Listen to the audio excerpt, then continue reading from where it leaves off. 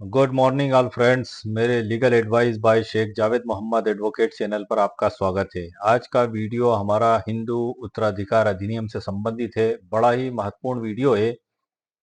यदि पैतृक संपत्ति में बंटवारे से रिलेटेड ये वीडियो है कि यदि पति जीवित है और पति के जो हस्बैंड है उसके भाई बहन भी जीवित हैं और जो पति है उसने दो शादियां की हैं। पहली जो शादी की थी उस पत्नी से एक बच्चा है, एक बेटा है, और दूसरी जो शादी की थी उससे तीन बच्चे हैं। अब मामला यह हो गया कि इन सब के अंदर यदि पति के जीवित रहते पुत्र बंटवारे की मांग करता है तो किस प्रकार से हिंदू उत्तराधिकार के तहत बंटवारा किया जाएगा। क्योंकि एक बात तो ये जग जाहिर है, आप सभी लोग जानते हैं कि पैतृक संपत्ति में बेटे का जन्म से हक हो जाता है। जैसे ही बेटा जन्म लेता है संयुक्त परिवार में वो कोपोर्शनर बन जाता है। और हिंदू उत्तराधिकार अधिनियम 1956 की धारा 6 में 2005 में अमेंडमेंट हुआ है और पुत्रियों को भी पुत्र के समान उसमें हिस्सा दे दिया गया है कि बेटी भी बेटे के समान ही संपत्ति में बराबर के हकदार होंगी। ये बिल्कुल उसमें स्पष्ट प्रावधान बता दिए गए। अब यहाँ पर एक बड़ा महत्वपूर्ण सवाल निकल कर आता है कि दो पत्नियां हैं, शादी दो की उन्होंने। अब कानूनन देखा जाए हिंदू विधि के अनुसार तो एक ही शादी करने की इजाजत है, दो शादी नहीं की जा सकती हैं। तो यहाँ पर इस मैटर को समझने के लिए हमें कुछ कानून की धारा और सुप्रीम कोर्ट ऑफ इंडिया के जजमेंट्स को देखना होगा, जो मैंने आप लोगों के लिए तैयार किए हुए डिजिटल ई बुक में। जो आगे की जानकारी मैं आपको उसी में से दूंगा। डिजिटल ई बुक की लिंक वीडियो के नीचे डिस्क्रिप्शन बॉक्स में मेरे द्वारा दे दी गई है। अब यहाँ पर हिंदू विवाह अधिनियम 1955 की जो धारा 5 है, जिसमें विवाह की कुल 5 शर्तें बताई गई हैं, उसमें हम नंबर 1 शर्त को देखेंगे। धारा 5 की उपधारा 1, इसमें बताया गया है कि जो व्यक्ति शादी करता है तो शादी के समय उसकी कोई जीवित पत्नी नहीं होना चाहिए। यदि पत्नी शादी करती है तो उस समय उसका कोई जीवित पति नहीं होना चाहिए। अब सपोज करो ये शर्त है और इस शर्त का किसी के द्वारा उल्लंघन कर दिया गया, तब क्या होगा? तब इसी अधिनियम की धारा 11, हिंदू विवाह अधिनियम 1955 की धारा ये कहती है कि ऐसा विवाह शून्य होगा। अब जब विवाह शून्य हो गया तो शून्य विवाह में जो दूसरी पत्नी है उसको संपत्ति में कोई अधिकार प्राप्त नहीं होगा। यामुनी देवी 1988 का सुप्रीम कोर्ट ऑफ इंडिया का जजमेंट है, जिसमें दूसरे विवाह से दूसरा विवाह जो किया गया था तो उस पत्नी को वैध विवाहिता पत्नी नहीं माना गया। लेकिन यहाँ पर भी एक बड़ी महत्वपूर्ण बात है कि वो जो दूसरी पत्नी है उससे जो बच्चे हुए हैं उन्हें इसी अधिनियम की धारा 16 की उपधारा 3 के तहत पति जो उनके पिता की संपत्ति में हिस्से का अधिकार होगा। उनकी माता को नहीं होगा दूसरी पत्नी होने के कारण, लेकिन पहली पत्नी को होगा, पहली पत्नी के बच्चों को होगा।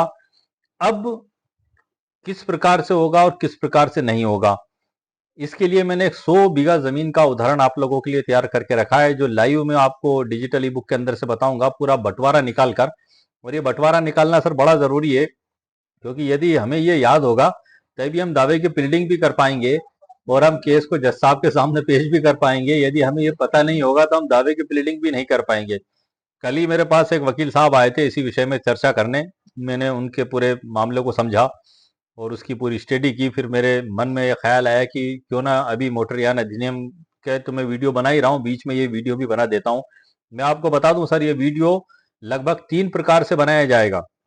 एक तो ये स्थिति हो गई कि पति जीवित है और पति के भाई बहन भी हैं और पति की दो पत्नियां हैं और दोनों पत्नियों के बच्चे हैं। एक कंडीशन ये हो गई। दूसरी कंडीशन ये हो गई कि सिर्फ पति जीवित है और उसकी जीवित अवस्था में उसकी दो पत्नियां हैं और दोनों पत्नियों के बच्चे हैं और वो संपत्ति में बंटवारा चाहते हैं। तो किस प्रकार से निकाला जाएगा, यहाँ अलग सिद्धांत लागू होंगे।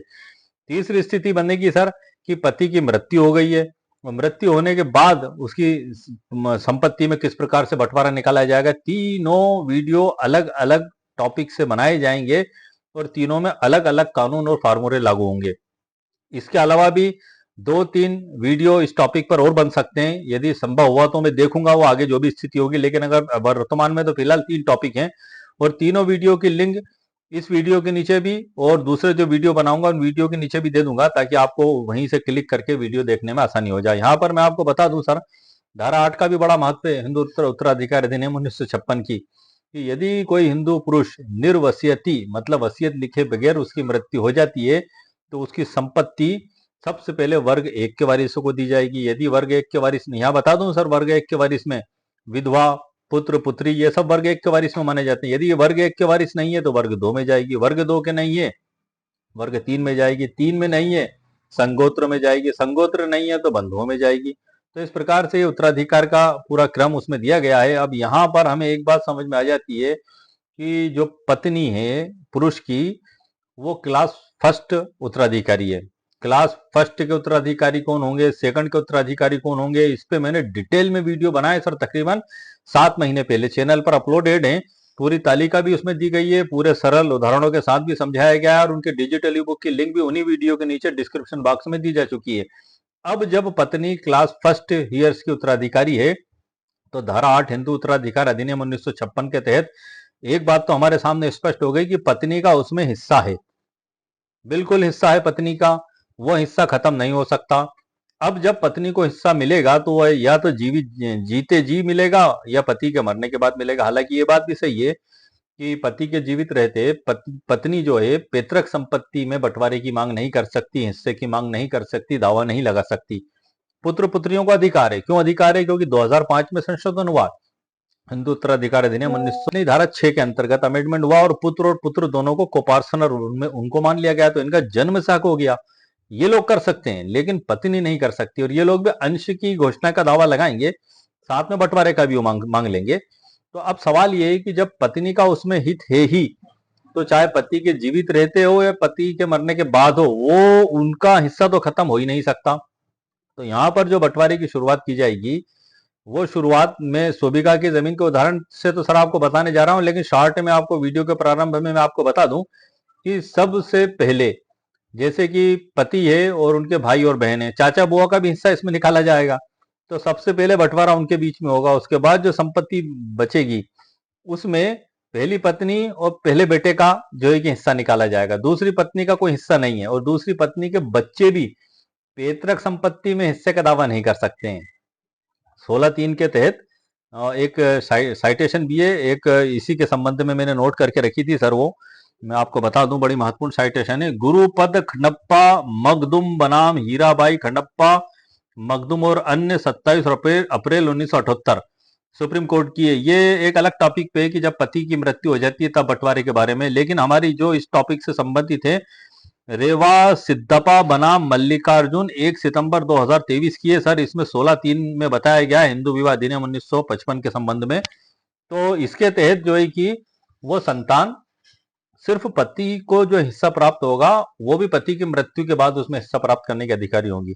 तो ये जो स्टेज है हमारी वर्तमान की स्टेज है। कौन सी स्टेज है मैं आपको फिर बता दूं, आप ध्यान से सुन लें और समझ लें कि पति जीवित है, पति ने 2 शादियां की, पहली पत्नी से एक बेटा है या एक संतान है, दूसरी पत्नी से 3 संतान है, इधर पति के भाई और बहन भी जीवित हैं। अब इसमें उस पति की बेटा या बेटी जो भी है वो कहते हैं कि हमारी खानदानी संपत्ति में जन्म से हक है, तो आप हमें हमारा बंटवारा करके आप दे दें। पिता नहीं मान रहा है, वो कोर्ट में खड़े हो जाते हैं, दावा लगा देते हैं, मान लेते हैं तो सहमति से भी हो सकता है। अब सपोज करो कि जब कोर्ट में दावा लगाया जाएगा तो प्लीडिंग किस प्रकार से की जाएगी, यही सबसे महत्वपूर्ण बात होती है सर दीवानी दावों में। एक आम व्यक्ति के मन में भी ये सवाल घर बैठे बैठे उठता रहता है। उसके घर में जब विवाद होते हैं, एक आम व्यक्ति को, मतलब किसी भी व्यक्ति के परिवार में अगर विवाद होते हैं तो रातों की नींद हराम हो जाती है, दिन रात का चैन उसका छिन जाता है, वो परेशान हो जाता है कि मैं क्या करूं। तो आप सभी लोगों की समस्या के समाधान के लिए वीडियो लेकर आया हूं सर मैं। इससे मुझे पूर्ण विश्वास है कि आप लोगों की काफी हद तक नहीं, मुझे पूरा यकीन है कि 100% इस टॉपिक पे आपकी समस्या का समाधान हो जाएगा। एक वकील साहब भी मुझसे मिले थे, एक कुछ समय पहले की बात है, अभी 10-12 दिन पहले, तो उनके साथ भी बड़ा अजीब वाकया हुआ था कि वो नौकरी करते थे शिक्षा विभाग में, वो घर से बाहर रहते थे, उनका छोटा भाई घर पर रहता था। तो पिता से मिलजुल कर या जो भी करके वो पूरे मकान की वसीयत उनके नाम करा ली, उसी खुदी के नाम, मतलब पूरे मकान का मालिक हो गया। अब देखा जाए तो वो जो सर थे जो बाहर शिक्षा विभाग में थे, उनका भी उसमें हिस्सा था, लेकिन वो जुडिशियल मजिस्ट्रेट के यहाँ उसी के आधार पर दावा लगाया गया, वहां से वो दावा भी हार गए। और केस की कंडीशन और परिस्थिति पता नहीं क्या क्या थी, उन्होंने मुझसे थोड़ी बहुत जानकारी ली थी। मैंने कहा था कि भाई पूरी फाइल और फैक्ट देखना पड़ेंगे, तो मैं यहाँ पर आपको बता दूं, यहाँ पर भी वही स्थिति लागू होगी सर कि पैतृक संपत्ति में पति, जो पैतृक संपत्ति में उनका जो हिस्सा है और पूरा बंटवारा जब हो जाएगा उसके बाद वो उनके हिस्से की वसीयत कर सकते हैं। अब जैसे कि अभी हम 100 बीघा का जो उदाहरण देखने जा रहे हैं, तो इस 100 बीघा में भाई बहनों का भी हिस्सा होगा, उनके उनको जो 33.33% संपत्ति प्राप्त होगी, उसमें जो है कि उनके बच्चों का भी सबका हिस्सा होगा। और उनका जो हिस्सा होगा ओनली फॉर वो उसकी वसीयत कर सकते हैं, और पूरा निराकरण होने के बाद कि यहाँ बंटवारा हो गया है, कब्जा मिल गया है, आइडेंटिफिकेशन हो गया है कि ये जमीन उन्हीं की है, उसकी उत्तर दक्षिण पूरा पश्चिम सीमा ये है, पूरा सब होने के बाद फिर उस कार्य को कर सकते हैं। तो अब मैं आपको बिना विलंब किए सर पहले डिजिटल ई बुक के अंदर से महत्वपूर्ण जानकारी आपको देता हूँ, फिर और महत्वपूर्ण जानकारियों के बारे में मैं आपसे चर्चा करूंगा। आइए sir, let's go. Sir computer screen पर यही हमारे वीडियो का भी टाइटल है और डिजिटल ई बुक का भी यही टाइटल है। पहली पत्नी से एक संतान और दूसरी पत्नी से 3 संतान है, तो पिता की संपत्ति का कैसे बंटवारा होगा? भाई और बहन जिंदा हैं, चाचा बुआ का भी इसमें हिस्सा निकाला जाएगा। अब मैं आपको शुरुआत सिलसिलेवार कर देता हूं। नंबर 1, पहली पत्नी, वेद पत्नी और मां का अधिकार। आप नोट करते चलिए, ध्यान के साथ सुनते चलिए, मैं पॉइंट वाइज आपको पूरी जानकारी दूंगा और 100 बीघा का उदाहरण लाइव आपको दिखाऊंगा बांटकर में। नियम क्या है? जब भी जीवित पिता और बेटी के बीच, जीवित पिता और बेटों के बीच पैतृक संपत्ति का वास्तविक बंटवारा होता है, तो पिता की वेद पत्नी बेटे की मां को बेटे के बिल्कुल बराबर एक स्वतंत्र हिस्सा पाने का पूर्ण अधिकार होता है। मतलब जब बंटवारा होगा, जीते जी होगा, तो उनकी जो पत्नी है उनको भी बेटों के बराबर उसमें हिस्सा मिलेगा।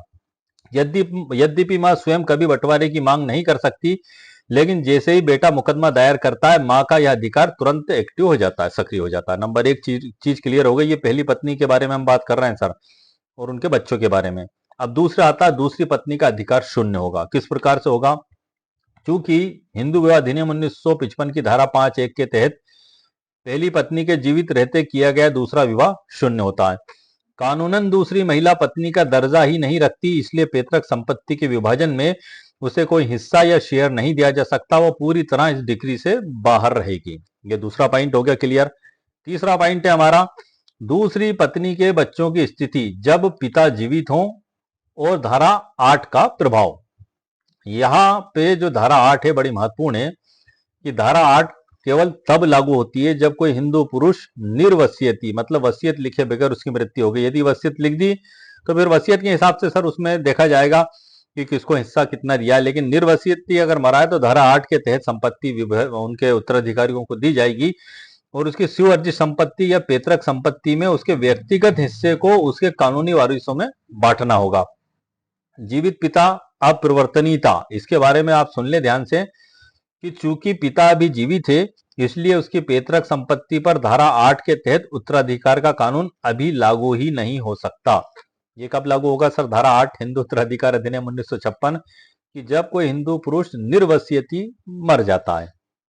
यहाँ पर वो जीवित है। अब जब जीवित है तो दूसरी पत्नी के बच्चों का तो अभी कोई मामला ही नहीं बनता है। उनकी जब मृत्यु होगी, जब वो अधिकार का दावा करेंगे, उनको जो हिस्से में प्राप्त होगी।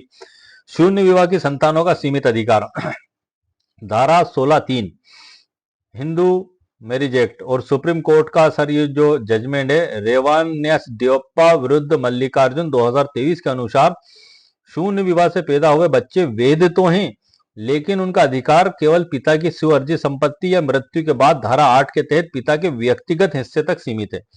वो कोपार्टनर नहीं है, वो पैतृक संपत्ति में दावा नहीं कर सकते, न मांग कर सकते हैं। वो क्या होगा कि जब पैतृक संपत्ति में पूरा बंटवारा हो जाएगा, पहली पत्नी के बच्चे और वो स्वयं व्यक्ति, इन तीनों में जब बंटवारा हो जाएगा, उसके बाद जो पति को जो हिस्सा प्राप्त होगा वो उसकी संपत्ति होगी। फिर इसमें ये सब हकदार होंगे। इसमें भी कौन कौन हकदार होगा? पहली पत्नी भी होगी, पहली पत्नी का बच्चा भी होगा, दूसरी पत्नी के तीनों बच्चे होंगे। ये इन सब में फिर बांटी जाएगी। अब हम आगे देखते हैं इसमें निष्कर्ष इसका क्या निकला। चूंकि पिता जीवित है और मुकदमा शुद्ध रूप से दादाजी की पैतृक संपत्ति के मुख्य विभाजन का, इसलिए दूसरी पत्नी के बच्चे धारा 8 का सहारा लेकर इस लाइव पैतृक संपत्ति में से सीधे कोई हिस्सा प्राप्त नहीं कर सकते। उनका हिस्सा वर्तमान में शून्य होगा, जीरो होगा, बिल्कुल जीरो होगा। सर क्यों होगा? आपको मैंने बता दिया।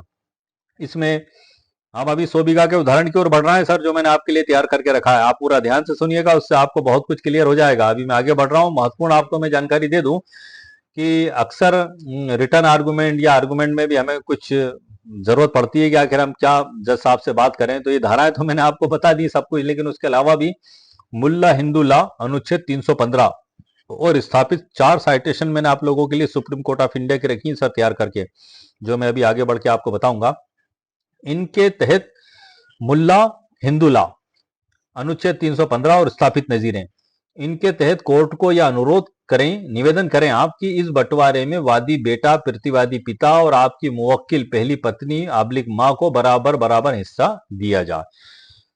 ये प्लीडिंग में हम मांग की प्लीडिंग के अंदर बात कर रहे हैं। दूसरी पत्नी का निष्कासन, चूंकि दूसरी शादी कानून की नजर में शून्य है, वह संपत्ति में किसी हिस्से के हकदार नहीं है। आप जानते हैं हिंदू विवाह अधिनियम 1955 की धारा 5 की उपधारा 1 और धारा 11, और साइटेशन भी मैं आपको आगे बताने जा रहा हूं।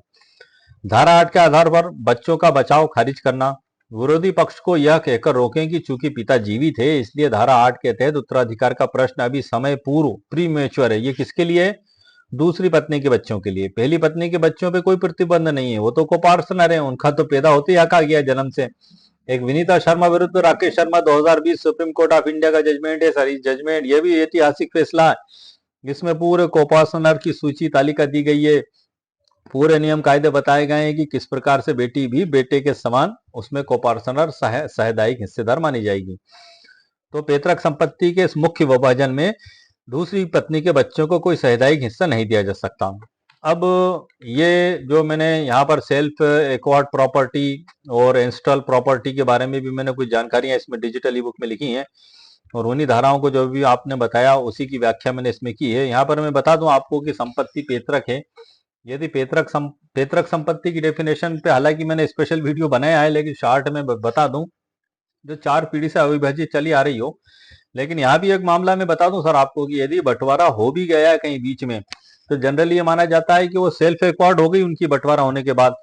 तो बंटवारा होने के बाद भले ही वो सेल्फ एक्वायर्ड हो जाए, लेकिन उनकी संतानों के लिए वो पैतृक ही मानी जाएगी, उनका उसमें से हक खत्म नहीं हो जाएगा। वो पैतृक, क्योंकि पिता ने कोई अपनी मेहनत की कमाई से थोड़ी खरीदी है, उनको तो बाप दादा से मिली है, निःशुल्क प्राप्त हुई, गिफ्ट में मिली है, उत्तराधिकार में मिली है।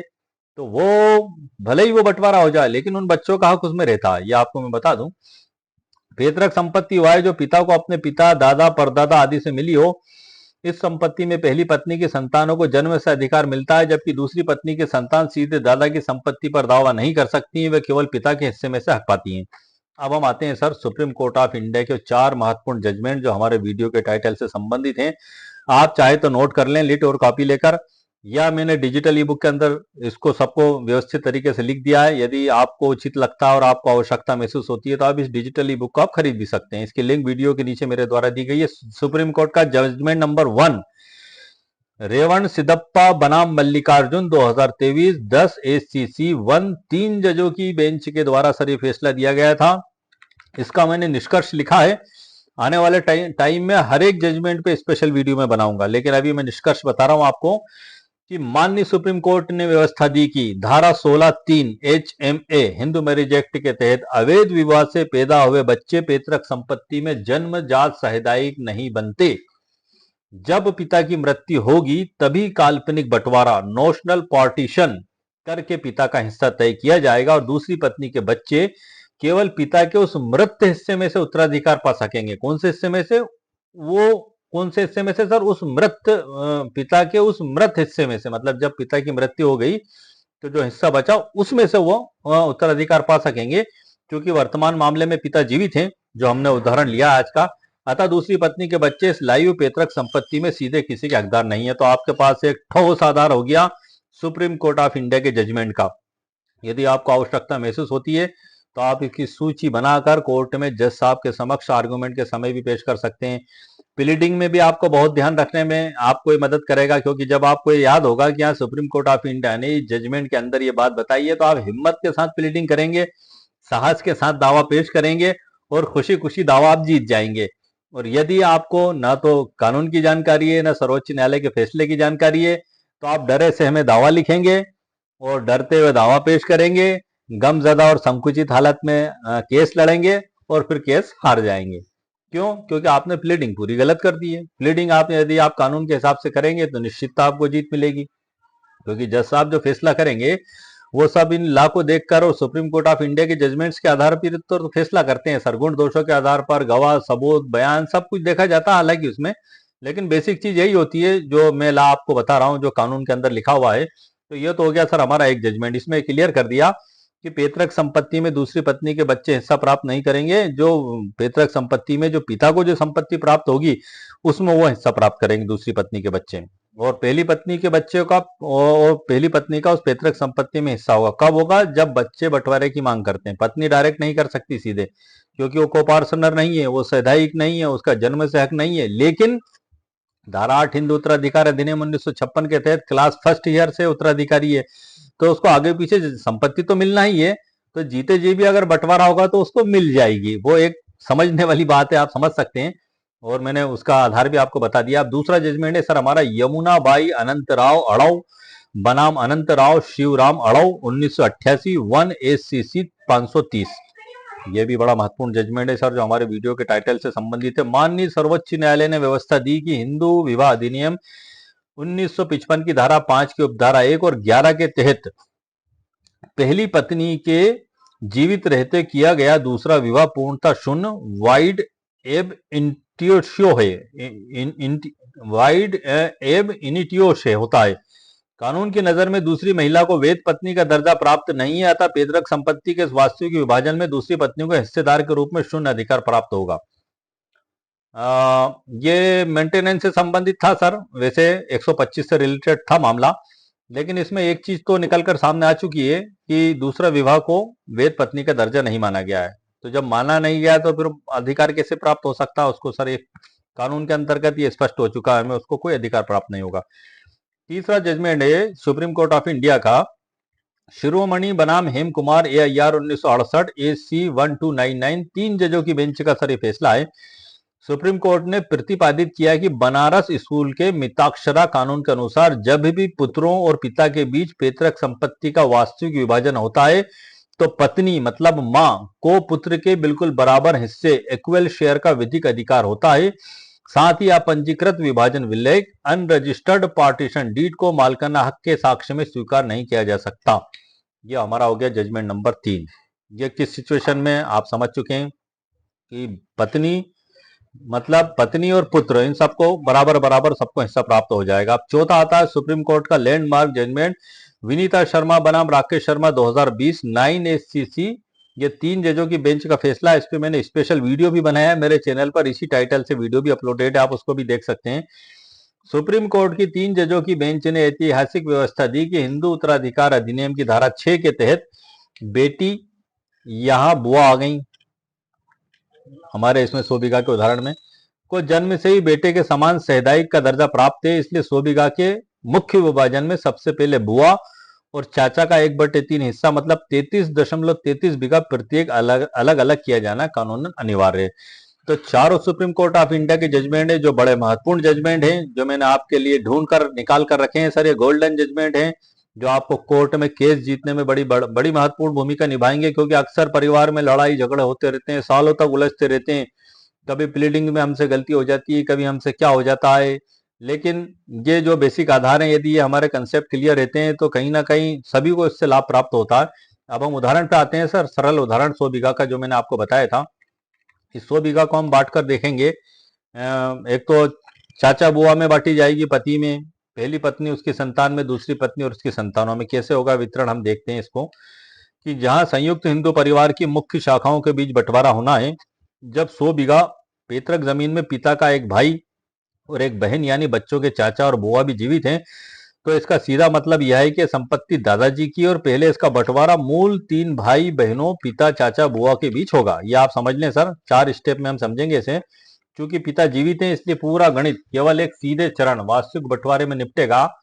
चरण नंबर 1, दादाजी की संपत्ति का मुख्य भाइयों और बहनों में बंटवारा किस प्रकार से करते हैं। 2005 के संशोधन के बाद वह बहन भी जन्मजात सहदायिक कोपार्सनर है, इसलिए सबसे पहले इस 100 बीघा जमीन के 3 बराबर हिस्से किए जाएंगे। किस प्रकार से किए जाएंगे? नंबर 1, पिता का हिस्सा 1/3 33.33 बीघा हो गया। नंबर 2, चाचा मतलब भाई का हिस्सा 1/3 मतलब 30.33 बीघा हो गया। तीसरा, बुआ बहन का हिस्सा 33.33 बीघा हो गया। ये तीनों के बराबर हिस्से इसमें निकाल दिए गए। अब चरण नंबर 2 पर हम आते हैं। पिता के 33.33 बीघा हिस्से का उनकी शाखा फैमिली ब्रांच में बंटवारा। अब जब पहली पत्नी का बेटा कोर्ट के जरिए पिता के जीवित रहते अपना हिस्सा पैतृक संपत्ति में मांगेगा, तो कोर्ट पिता के हिस्से में आई 33.33 बीघा जमीन को टेबल पर रखेगी। जैसा कि हमने पहले समझा था कि जीवित अवस्था में टेबल पर 3 लोग बैठेंगे बंटवारे के लिए। कौन कौन लोग बैठेंगे? पिता, पहली पत्नी और पहली पत्नी के बच्चे। यहाँ पे याद रखने वाला एक नियम है जो मैंने इसमें लिखा हुआ है डिजिटल ई बुक में, कि दूसरी पत्नी के 3 बच्चे सहधायिक मतलब कोपार्टनर नहीं है। उन्हें जन्म से संपत्ति, पैतृक संपत्ति में कोई हक नहीं है, और पिता अभी जीवित हैं। तो धारा 8 हिंदू उत्तराधिकार अधिनियम 1956 के तहत उनका उत्तराधिकार शुरू ही नहीं हुआ है, इसलिए उन्हें पिता के जीवित रहते इस पैतृक संपत्ति में शून्य 0 बीघा जमीन मिलेगी। शून्य जमीन मिलेगी उनको, कुछ नहीं मिलेगा, मतलब सीधी सी बात है, बाद में मिलेगा उनको। अंतिम हिस्सेदारी का गणित पिता के जीवित रहते पिता के हिस्से की कुल जमीन 33.33 बीघा, इनके 3 बराबर हिस्से कर दिए सर हमने, तो 11.11 बीघा प्रत्येक को प्राप्त हुई। तो चाचा को तो मिली 33.33 बीघा, दादा की संपत्ति में स्वतंत्र 1/3 हिस्सा मिला, और बुआ को भी इतना ही मिला। पहली पत्नी को मिला 11.11, पहली पत्नी की संतान को 11.11 मिला। क्यों मिला सर? क्योंकि पिता के 1/3 हिस्से में से मिला, क्योंकि जो पिता को तीसरा हिस्सा मिला था 33.33 बीघा, उसमें से भी फिर 3 हिस्से हुए, तो 11.11 बीघा एक का हिस्सा बना। पहली पत्नी की संतान का, पहली पत्नी मतलब जो माँ है उसको भी यही मिला, पिता को भी 11.11 बीघा मिली, और पहली दूसरी पत्नी के तीनों बच्चों को 0 बीघा, मतलब इनको कुछ भी नहीं मिला। अब वाद पत्र दाखिल करने की जो रणनीति थोड़ा सा मैं बता दूं, कि जब आप इस स्थिति को देखें कि मामला इस प्रकार का है कि सिविल कोर्ट में विभाजन का वाद, सूट ऑफ पार्टीशन तैयार करेंगे, तो आपको इन बातों का विशेष ध्यान रखना होगा। कौन कौन सी बात? नंबर 1, पक्षकार। आपको मुकदमे में पिता के साथ साथ चाचा और बुआ को भी प्रतिवादी प्रतिवादी मतलब डिफेंडेंट बनाना होगा, अनिवार्य है, क्योंकि वे संपत्ति के सहस्वामी हैं। साथ ही अपनी मां मतलब पहली पत्नी को भी आवश्यक पक्षकार आपको इसमें बनाना होगा। दूसरी बात यह है, जो दावा किया जाएगा, आप कोर्ट से प्रार्थना करेंगे पहले पूरे 100 बीघा जमीन का विभाजन करके पिता का 1/3 हिस्सा 33.33 बीघा अलग किया जाए। फिर इस 33.33 बीघा में से वादी संतान का 11.11 बीघा और उसकी मां का 11.11 बीघा पृथक कब्जा दिलाया जाए। इस प्रकार चाचा और बुआ की मौजूदगी के बावजूद पहली पत्नी और उसकी संतान का हक कानूनन सुरक्षित रहेगा। बस कुल जमीन में से उनका हिस्सा बीघा अनुपात के हिसाब से कम हो जाएगा। तो ये आज के वीडियो से रिलेटेड सर मैंने मुकम्मल कानूनी जानकारी प्रदान कर दी, और वो जो जजमेंट 4 आपको मैंने बताए थे वो पूरी डिटेल के साथ मैंने इसमें लिखे हुए हैं। ये जो मैं स्क्रॉल करके ले जा रहा हूँ, आप देख रहे हैं कंप्यूटर स्क्रीन पर, इनकी सरल व्याख्या भी की हुई है मैंने, पूरी जानकारी डिटेल सारा इसमें दिया हुआ है। लेकिन ये सब डिजिटल ई बुक में सर मेरे द्वारा लिख दिया गया, क्योंकि यदि मैं इन पे जो अगर आपको समझाना चालू करूंगा तो सर वीडियो तो फिर काफी लंबे हो जाएंगे, 3-3 घंटे 2-2 घंटे की वीडियो हो जाएंगे। इसलिए मैंने डिजिटल ई बुक में लिख दिया। यदि आपको आवश्यकता महसूस हो तो आप इसको खरीद सकते हैं सर। लिंक वीडियो के नीचे डिस्क्रिप्शन बॉक्स में मैंने दे दी है। मात्र 299 रुपए इसकी कीमत मेरे द्वारा रखी गई है। ये गूगल ई बुक पार्टनर पर भी मिल जाएगी, मेरी वेबसाइट पर भी मिल जाएगी, दोनों जगह के लिंक मौजूद है सर नीचे। ये इसमें फिर यहाँ से अध्याय चालू हो जाते हैं सर। तो ये जो पूरी डिटेल जानकारी सर मैंने आपको उसमें दे दी है। अब मैं आपको इसकी जो डिस्क्लेमर है वो भी बता देता हूँ सर। ये एक डिजिटल ई बुक है। जैसे कि यदि आप वेबसाइट से खरीदते हैं तो वहां पर पीडीएफ आपको मिलता है। आपको आपका नाम, मोबाइल नंबर, ईमेल आईडी ये सब आप लिखेंगे। नंबर, आपका नाम, उपनाम और ईमेल आईडी जब आप लिखेंगे और उसके बाद फिर 299 रुपये आप जब जमा कराएंगे, तो वैसे ही आपकी ईमेल आईडी पर मैसेज आएगा। वहां पर आपको डाउनलोड लिखा दिखाई देगा। आप डाउनलोड पर क्लिक करेंगे तो ये आपके मोबाइल पर डाउनलोड हो जाएगी। ये एक वेबसाइट है, यहाँ पीडीएफ आ जाएगा। दूसरा है गूगल पे अपलोड है सर। ये आप गूगल में क्या होता है कि हर मोबाइल में गूगल का ऐप होता है, ये गूगल ने स्पेशल सुविधा दी हुई है। तो जब आप भुगतान करेंगे तो ये आपके गूगल के ई बुक जो ऐप है उसी पे ये डाउनलोड हो जाएगी, और लाइफ टाइम आपकी वहीं पर रहेगी, आपको हमेशा वहां पर उपलब्ध रहेगी। दूसरी कंडीशन में आपको पीडीएफ को अपने पास संभाल कर रखना होगा। ये जो जानकारियां मैंने दी हैं सर, इस जानकारी पे, किसी भी प्रकार की जानकारी पे कोई भी आप कदम उठाने से पहले आपके वकील साहब से जरूर सलाह मशवरा करें, क्योंकि हर मुकदमे की परिस्थिति और कंडीशंस अलग अलग हो सकती हैं। आप यदि मेरा वीडियो बनाने का मकसद सिर्फ शैक्षणिक जागृति के उद्देश्य से, एक एजुकेशनल पर्पस के मकसद से मैं वीडियो बनाता हूं। मेरा मकसद ये नहीं है कि ये किसी के लिए व्यक्तिगत सलाह है। ये एक आम एजुकेशनल वीडियो है और डिस्क्लेमर भी मेरे द्वारा लिख दी जाती है कि यदि आप कुछ भी गलत कदम उठाते हैं अपनी तरफ से तो आप नफा नुकसान के आप खुद जिम्मेदार होंगे। मेरा चैनल या मेरी डिजिटल ई बुक इस प्रकार से जिम्मेदार नहीं होगी, क्योंकि ये मैं डिस्क्लेमर लिख देता हूँ। आप कुछ भी कदम उठाएं, कोई भी कानूनी कार्रवाई करें, पहले वकील साहब से सलाह मशवरा करें, उसके बाद ही आप आगे कदम उठाएं। लेकिन फिर भी मैंने बेसिकली आपको बता दिए हैं। मेरा पूरा प्रयास है आपको अंधेरे से उजाले की ओर ले जाना। ये एक बड़ा महत्वपूर्ण टॉपिक होता है, मतलब हिंदू लॉ के तहत कि ऐसी स्थिति बन गई कि दो शादियां कर ली, जबकि हिंदू लॉ में एक ही शादी की अनुमति है। दो शादियां कर ली, दो ही पत्नियों से बच्चे हैं, दो ही पत्नियां जीवित हैं, वो भी पति भी जीवित है और पति के भाई बहन भी जीवित हैं, तब बंटवारा कैसे होगा? ऐसे होगा, जो मैंने आपको डिजिटल ई बुक के अंदर से दिखाया है। और डिजिटल ई बुक के अंदर उस 100 बीघा का पूरा उदाहरण मैंने लिख भी दिया। सबसे पहले एक बार शॉर्ट में मैं आपको और बता दूं कि पैतृक संपत्ति में सबसे पहले जो पति और उनके भाई बहनों का हिस्सा निकाला जाएगा। 100 बीघा में 33.33 बीघा पति का हिस्सा आ गया, बाकी उनके भाई बहनों को भी इतना मिल गया। अब ये जो 33.33 बीघा जो जमीन मिली है, इसमें उनकी संतान और पत्नी का बराबर सबका हिस्सा होगा। यहाँ पर दूसरी पत्नी के बच्चों का कोई हिस्सा नहीं होगा, और दूसरी पत्नी का तो हिस्सा होगा ही नहीं वो, क्योंकि दूसरी पत्नी विधि अनुसार पत्नी उसे नहीं माना जाएगा। अब जब इसमें 33.33 बीघा में बंटवारा हो जाएगा तो 11.11 बीघा जमीन एक एक तीनों को प्राप्त होगी। तो इस 11.11 बीघा जमीन में जब इनकी मृत्यु हो जाएगी पति की, तो हिंदू उत्तराधिकार अधिनियम 1956 की धारा 8 के तहत की निर्वसित दशा में यदि किसी हिंदू पुरुष की मृत्यु हो जाती है तो उसका बंटवारा होता है। फिर दूसरी पत्नी के बच्चे और पहली पत्नी के बच्चे, ये सब फिर उसमें उत्तराधिकार के रूप में हिस्सा प्राप्त करेंगे।